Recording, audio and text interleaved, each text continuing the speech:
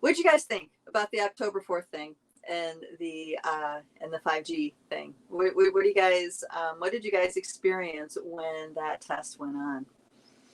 Um, I'm curious to hear what you guys experienced because I had an interesting thing come forward. I was in a meeting with a friend over Zoom when this thing happened, and what we noticed was the 5G fields everywhere became highly supercharged, and and that there was a nervous system response. There were things happening in the body when these fields became highly activated.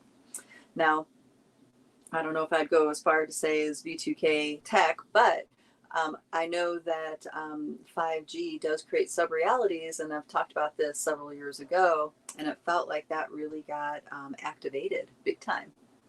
Oh, thank you, darling. Thank you. And and so what I want to say about this is that,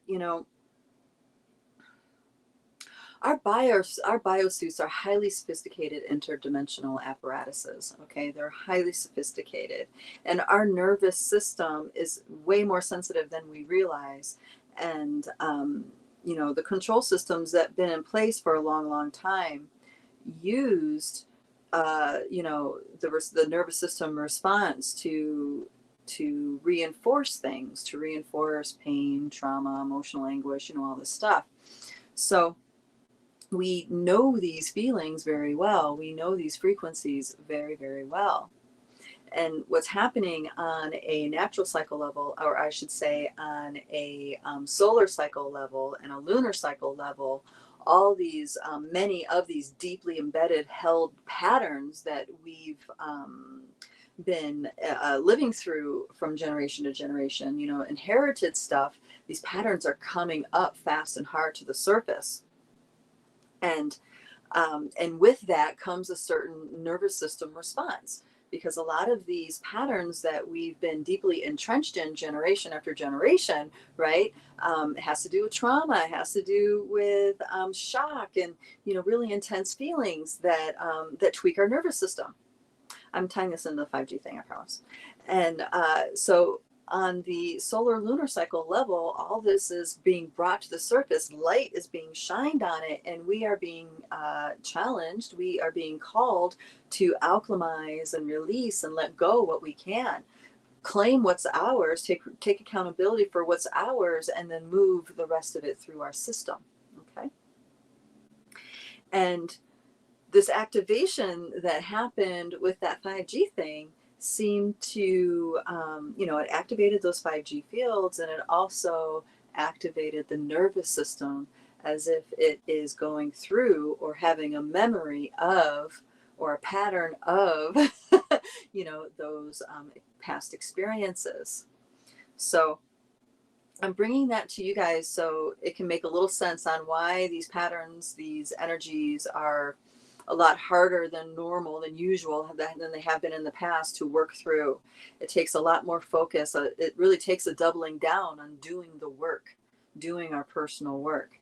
And our personal work is claiming, owning the lens of how is all of this happening for me? What is my ancestors? What is my spirit? What is all that is inside of me showing me with all this stuff, with all these family patterns, with all these traumas, whatever? There's a reason why you're being made aware of it, and that is so you can heal it, so you can hold it, so you can acknowledge it, so you can have it.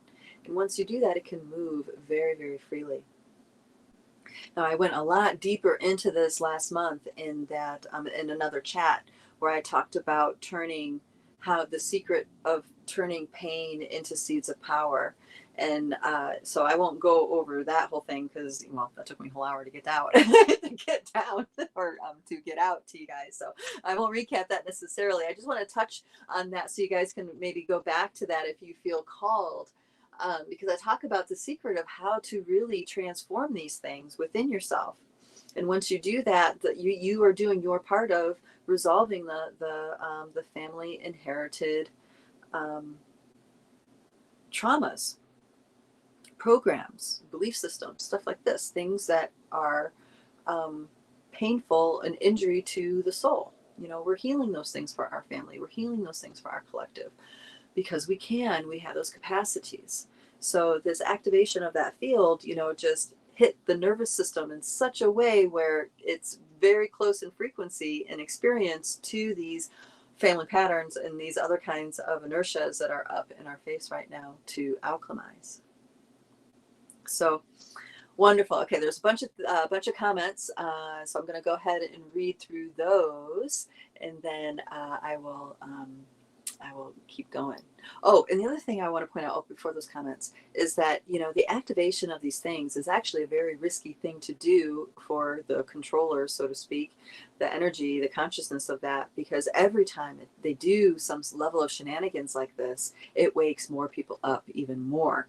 Okay, so people are waking up really fast, and those who are already awake, it wakes them up even more. They're just accelerating the waking up process. That's my observation. All right, so let's get back to, oh yeah, during your time in the Matrix. Thank you, Tasha.